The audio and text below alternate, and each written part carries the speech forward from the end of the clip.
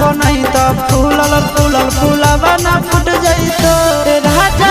जोगल जवनिया नहीं हर में लुट जइतो राजा जोगल जवनिया नहीं हर में लुट जइतो कि गवा ना करबो नहीं तो फूलल फूलल फूलवा ना फूट जइतो गवा ना करबो नहीं तो फूलल फूलल फूलवा ना फूट जइतो राजा।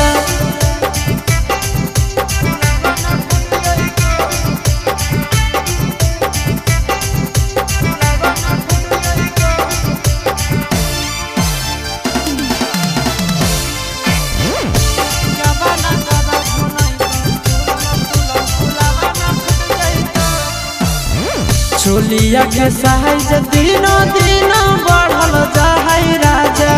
चढ़ल जवानी के पानी झरल जाहै राजा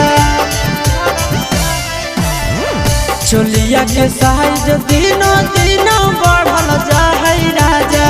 चढ़ल जवानी के पानी झरल जाहै राजा कि तोहरा ओखरी में धान केहू दोसर कुट जइतो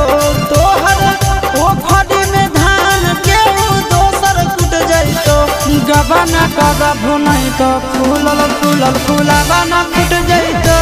गवा ना करबो नहीं तो फूलल फूलल फूलवा ना फूट जइतो।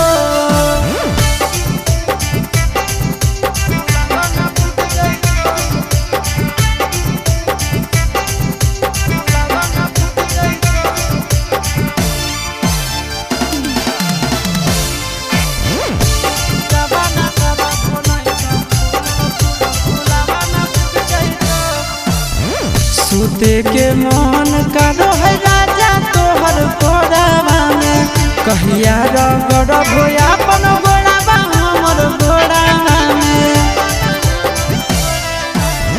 सूते के मन राजा करो है तोहर गोड़ावा में कहिया रगड़बो